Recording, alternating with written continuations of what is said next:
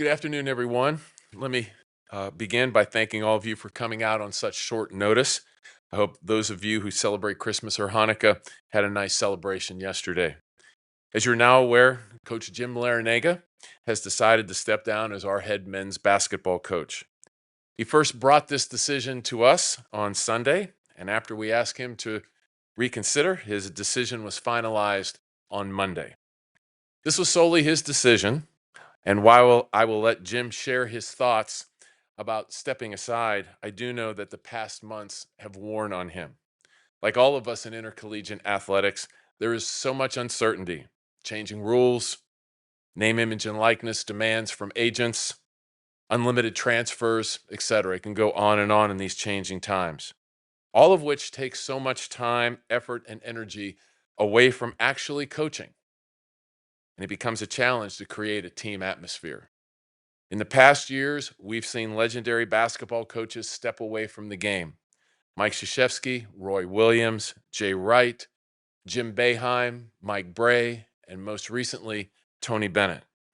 It seems clear to me that coaching in 2024 is a much different profession than it was just a few short years ago. As we shared in the release, the accolades for Jim at Miami are many. The wins, the NCAA tournament appearances, the Final Fours, the Elite Eights, the ACC titles. He's created an incredible resume during his time here in Coral Gables. Jim and his wife Liz's impact on our university, our department, and the Miami community is substantial. They embraced being Hurricanes each and every day. In the coming weeks, we will speak with Jim about potential continued involvement with the university. Also, we plan to celebrate Jim, and we'll let the public and all of you know here when that is finalized. Now, looking ahead, we're excited about Bill Courtney taking the reins for the rest of the season. Bill is a great coach, a tremendous person, and I'm confident that he will lead us into the right direction as we continue in our ACC season journey. I thank him for his willingness to step up. There will be time in the weeks ahead to discuss our search process, but today is about celebrating the winningest coach in the history of University of Miami men's basketball. Finally, please know Jim set a high standard for our basketball program, and the University of Miami is committed to investing in men's basketball. It is a priority and will continue to be a priority within our department and our university. So on behalf of the University of Miami, I want to thank Jim, Liz, Jay, John, their grandchildren, for all that they have done for the Hurricanes. He will always, and they will always be a part of the Hurricane family. Jim?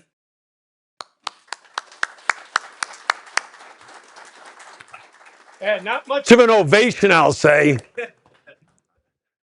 All right. The first thing I want to do is just thank a host of people. And the first is to explain to everybody the University of Miami. I love it. And I want it to be as successful as it can possibly be, not just in basketball, but in everything. I feel like my wife and I were blessed to have the opportunity to come here and work with such great people and such a great community, the Coral Gables community, and such an elite institution. And it begins at the top. And I want to thank our president, Joe Echeverria. I'm not sure exactly still, Joe, which is correct. I want to thank our the chairman of the board of our trustees, Manny Cadre. He's been not only a tremendous supporter, but a tremendous friend, he and his whole family. Our athletic director, Dan Radakovich, and the support that he showed me when he arrived here a couple of years ago. The guy who brought me here, Jose Mas, we got to know each other years ago. And when the job opened up back in 2011, I called him and he went right to work to help me create this opportunity. So, Jose, you know how I feel about you and your family. Stuart Miller, who's not here today, but been a tremendous supporter of our program. And Rudy Fernandez, who has apologized to me about 50 times that he couldn't be here today because he's was celebrating Christmas in Cincinnati with his family. But without those folks, we wouldn't have the basketball program that I've had the joy and pleasure of representing. And it's been an honor to be the head basketball coach at the University of Miami. I've loved every minute of it. I can't thank the coaches that are with me now who's worked so diligently these last several years, and all my former coaches and former players who helped create the environment that we have and the legacy that I'm leaving behind. It's really hard to put into words why I've decided to do this, but it's because of my love of basketball. I love the game. I've loved coaching it. I love practice every day. I love working with the players. Um, but because I love the game and I love the university that much, I felt like, okay, there's one thing you got to constantly ask yourself. Are you going to give everything you have, the commitment that it deserves, 100% of yourself, physically, mentally, emotionally, and spiritually? And quite frankly, I've tried to do that throughout my life and throughout my time here. But I'm exhausted. I've tried every which way to keep this going. And I know I'm going to be asked a lot of questions, but I want to answer them before I'm even asked. What shocked me beyond belief was after we made it to the Final Four just 18 months ago, the very first time I met with the players, 8 of them decided they were going to put their name in the portal and leave. I said, don't you like it yet? No, I love it. I love Miami. It's great. But the opportunity to make money someplace else created a situation that you have to begin to ask yourself as a coach, what is this all about? And the answer is it's become professional.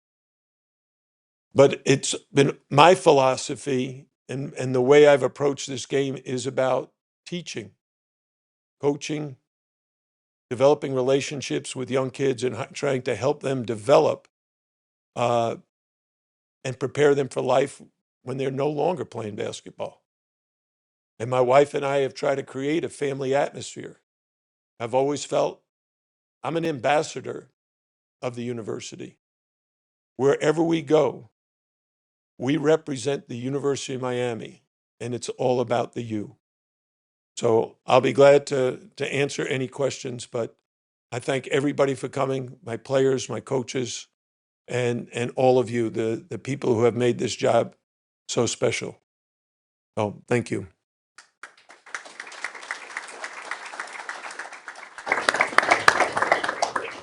Thanks, Coach. And we'll open it up for questions for both Dan and Jim. Hey, Jim. It's kind of like a funeral in here. I was saying there should be flowers and wreaths up here. You say you're exhausted and all of these things, we know all these things that are happening in the game. What was there something that happened in the last week? Was it the last loss that was just like, this is it? What the timing, what happened on Sunday when you woke up and you said, this is the day I'm done? Well, it was Saturday after the game, but as I try to explain, this is an accumulation of so many events that have occurred from right after the Final Four. And if you even back up a year, we got to the Elite Eight. We did not have a single player with an NIL deal. It hadn't really taken place. And then the next year, we had 15 guys on the team. Only 4 of them had NIL deals. The thought and the commitment was really to the team. And we had terrific players who were all about trying to accomplish the goals that we set out for ourselves. If you look at the Elite Eight teams, Sam Wardenberg made that team with his great leadership. Charlie Moore and Jordan Miller came in and bought right into what we do. And then we had Isaiah and Cam McGusty, who were already there and understanding. My good feeling comes from watching a young man like Isaiah Wong go from a freshman where he's an okay player to a senior where he's the ACC Player of the Year and an NBA draft choice. That's the joy that I get from coaching, of watching them learn and develop and improve and become like part of your family. So when we went from having no one on NIL to 4 guys on NIL to everybody on NIL and not getting better, I was like, that's my responsibility. I'm the head coach. I'm in charge of this. How do I make it better? And last year was a disaster. I felt like not only am I disappointed in myself, I set a certain level of expectation for the program. And I have all the support that it should take. We should be competing for an ACC championship or even a national championship on a fairly consistent basis. And I thought we were doing that, and we were moving closer and closer to being able to do it. And then this happened.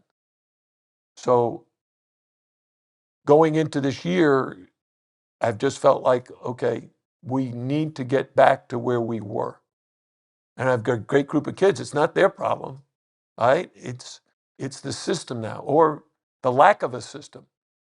We don't really know. I didn't know how to navigate through this. One of the questions you had to ask yourself, because the portal is so big, and I'm all for transferring, but what the portal created is transferring every year. I loved having Angel Rodriguez and Sheldon McClellan and Kamari Murphy transfer in and spending a year here learning to live and love Miami and help us because they knew the system and they bought into the philosophy that we shared with them, the coaches. Now they were all in. Now it's just so different.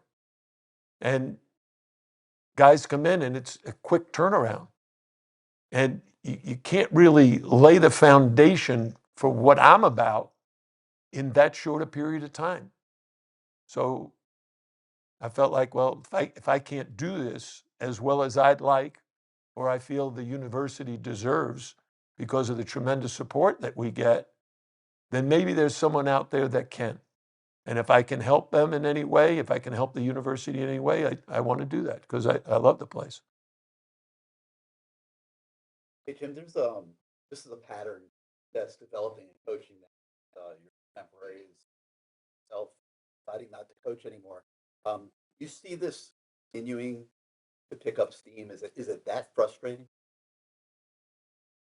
I can only speak for myself.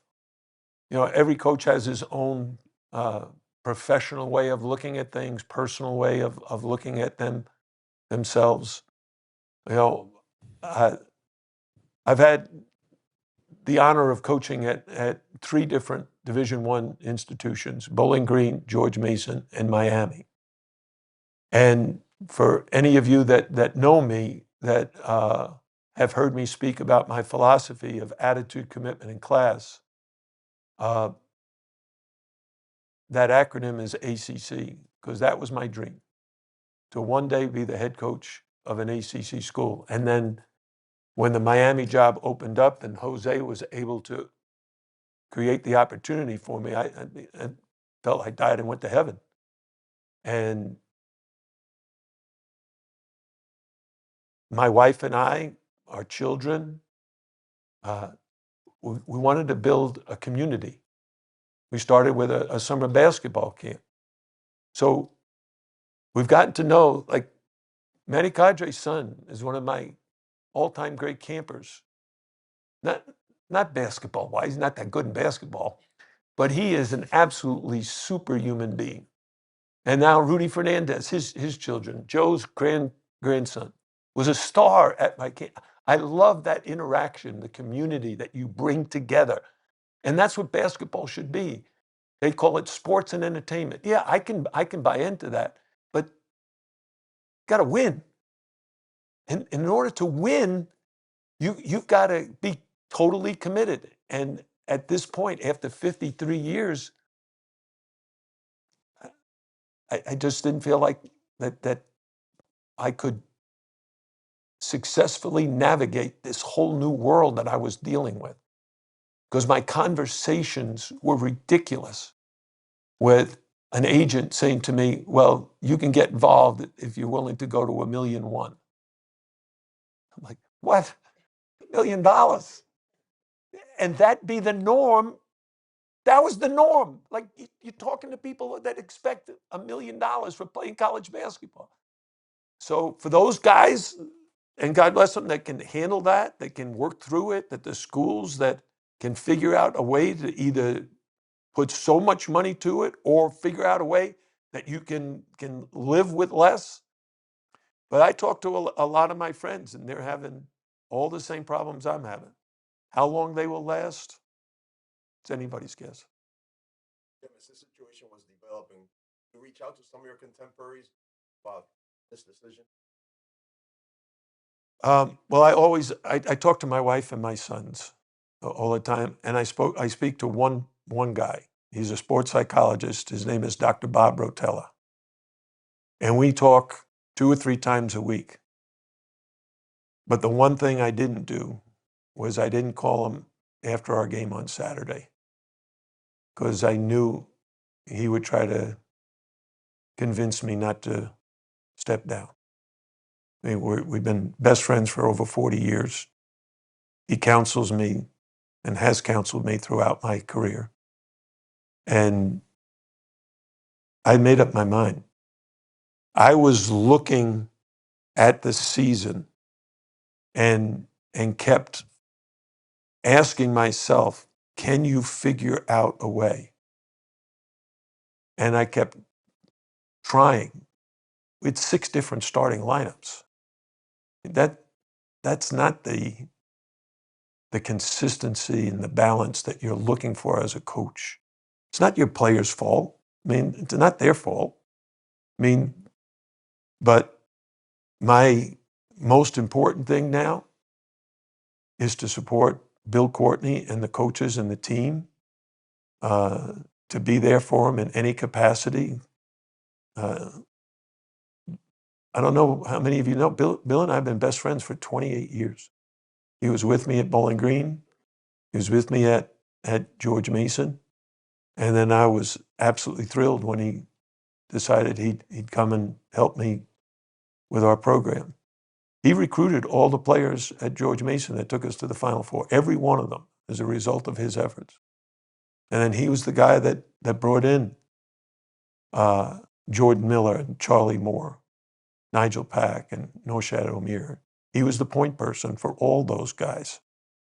And I wouldn't have been able to stay coaching if I had not met him 28 years ago, because and he'll do a great job. He's got a very difficult job ahead of him, because the ACC is a very difficult league.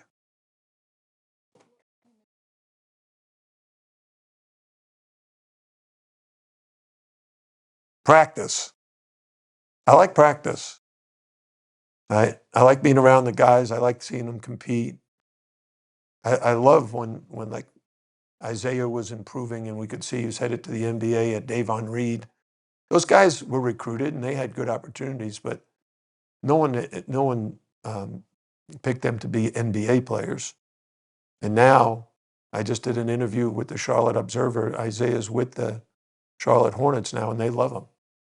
So I'm very proud of those guys. I'm proud of the assistant coaches who've been able to take advantage of their opportunities and get head coaching jobs. And my former coaches and former players who just stay in touch with me all the time.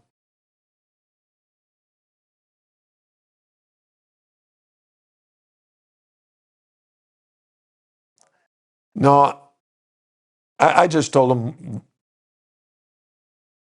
well, I basically asked them what the 4 levels of commitment are. And Divine Ugochukwu answered. And I said, well, I've tried to make that commitment throughout my career, and it's gotten to the point now that I can't do it like I'd like to do it. What did Liz say when you told her? She said, "No, you're not." We had talked about it when the kids started asking for NIL after the Final Four. I said, "This is bizarre. 8 guys off a Final Four team." And let's take it one step further. 4 of the key players on that Final Four run could still be here now playing. The world has changed. College athletics has changed. And it's much more complicated and difficult to navigate it. Something you considered after last season? No, after last season, I was so mad that I thought this will never happen again, and we got to bounce back. And the staff worked incredibly hard. My passion for the game, my competitive spirit said, "Okay, we got to figure out what happened and how we correct it." But then, as I could see things unfolding, I didn't correct it.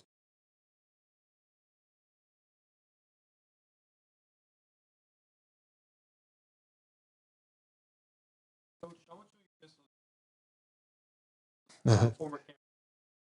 You are? Yeah. Do you like camp? Of course. Yeah. One thing you always mention, breathing.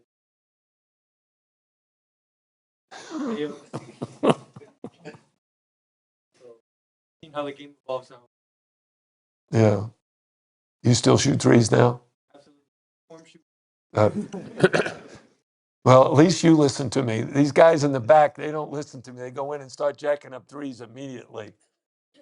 But again, I love camp because it's teaching. It's working with young kids. And we've had great relationships that were developed from camp, right, Adam? Buggy? There's one of my campers right there, right? Who you develop relationships, friendships, and you care about them and they care about you. And it's what life's all about, developing relationships. Michelle, Yes. wait a minute, did you cancel your vacation or just postpone it or what? You told me you were going on I vacation. am officially on vacation today. Thanks for. I'm leaving out of the country. Okay. So timed it.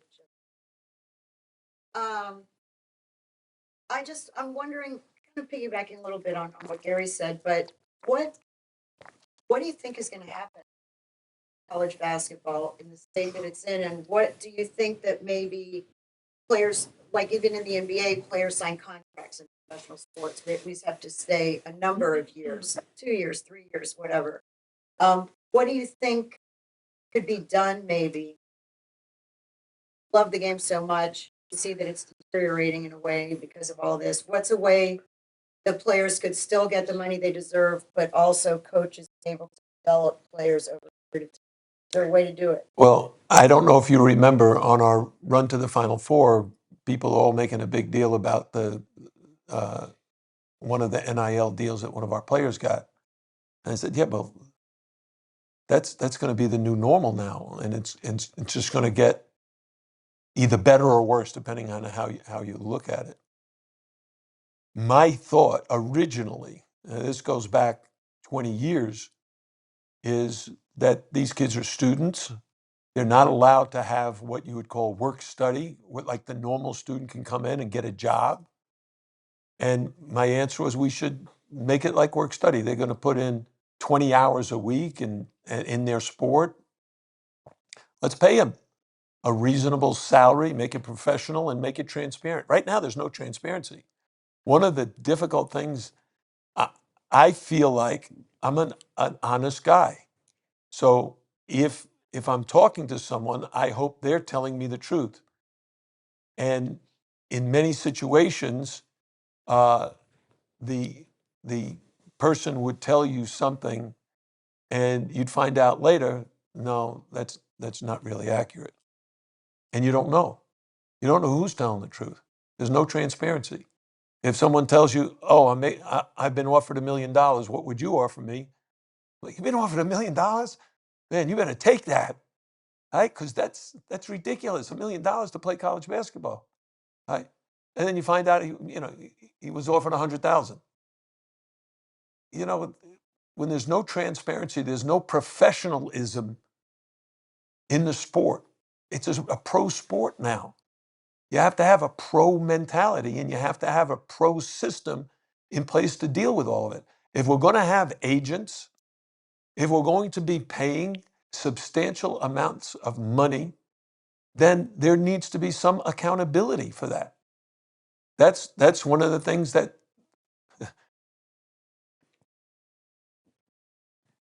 I felt like, in these last 2 seasons, I'm not earning my salary. I'm supposed to be able to do a really good job because I'm being rewarded for all the previous success that I've had in hopes that that success will continue. And when I'm not able to do that, I say to myself, you need to step down. You need to step aside and let someone who is better equipped to handle this new world than I am. And you guys got to go find that person. Environment, obviously, where coaches not enjoying themselves. How do you go about that process? It's a great question, Gary. But before I answer that, I want to Michelle earlier said this was, like a funeral and we needed wreaths. And I sat here and I've been thinking about that for a while. I think we all should be incredibly joyous. I mean, how many people for Jim to have the self-reflection that he's articulated here over the last half an hour is unique and something that doesn't happen all the time. Whatever your profession, you always want to be able to move on your own terms. And to be able to do that, I think is something that needs to be celebrated. And we certainly, want to thank Jim and Liz and their whole family for sharing him with us. But as we look to move forward, Gary, it's a difficult atmosphere out there. The lack of what Jim was just talking about, no collective bargaining, no limited antitrust exemption, all the things that you talk about and hear about in intercollegiate athletics has led to the symptoms that Jim just talked about.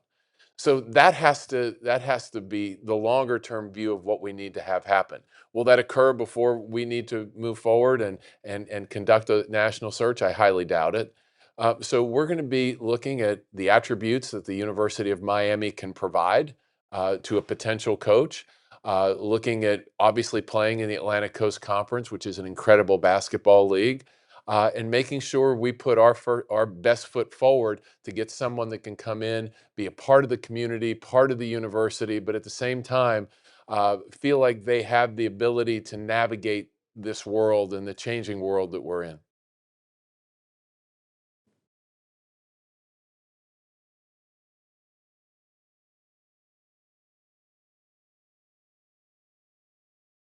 Well, of course, my admiration for Jim and our basketball program. I certainly asked him to reconsider, talk through a number of items. But as I was going through my little spiel, I could tell that maybe this mind was already made up. But I felt like I had to do it, and it was important for me to do that. But certainly respecting the decision that he made and allowing us to be in the position that we are. The great history that he's brought here to the University of Miami lays a great foundation for us to move forward. Jim and Dan, if you were on a committee to regulate NIL, what would your first suggestion? Oh gosh, this is only a short press conference, so we won't get into all of that. There's a number of different ways to go, but I think first and foremost we have to be able to look at some form of, as Jim just talked about, the collective bargaining, the contracts, the if this then that. That's how professional athletics works, and I think right now we're in that world. And we want to make sure that well, I shouldn't say that we have a foot in that world, but we're not completely there. Okay, whether it's basketball or football and transfer portal windows and timing and all the rest of that. just are completely different and very difficult for coaches to create that team atmosphere that I know Jim loved to do, and many coaches around the country are really wanting to have happen. So we need to change some of those rules. There's a lot of people around the country looking to try to make that happen, both in intercollegiate athletics and interestingly in Congress and Washington, D.C. to help try to make that happen, because it certainly may need some type of governmental intervention for it to happen.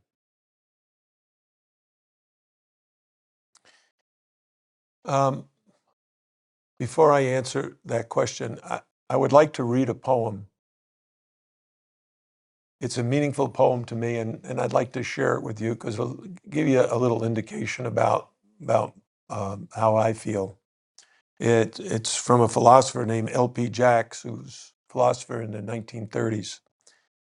The master in the art of living draws no distinction between his work and his play, his labor and his leisure, his mind and his body. He hardly knows which is which. He simply pursues his vision of excellence through whatever he is doing and leaves it up to others to decide whether he is working or playing. To himself, he's always doing both. And that's basically been my life. I love coaching. I've loved doing what I do. I want to stay very heavily involved with the university in whatever capacity they see fit. Not moving from Coral Gables, that's for darn sure, because this place is awesome. And the university has been so kind and generous to me and my wife. We owe it to them to do whatever we can to help get the basketball program back on its right footing. Would you consider, you've always sort of considered yourself a professor of life? Yeah, you've had me in as a guest speaker. How did I do when I was there? Good. That's why I'm wondering, do you think I love teaching. You know, to be a part-time professor? I think I've always been a professor. Just basketball's been my subject, my topic. I mean, these guys will tell, I talk to them about history, geography. I've quizzed them on things that I don't think many coaches would even consider a topic that you should bring up to your basketball team.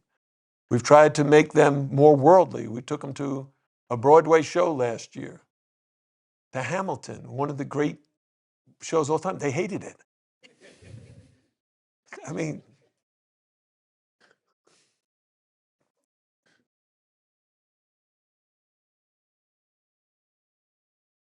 Other questions? Great. Thank you, Dan and Jim, and thank you everybody for coming. thanks everybody. Merry Christmas. Happy New Year.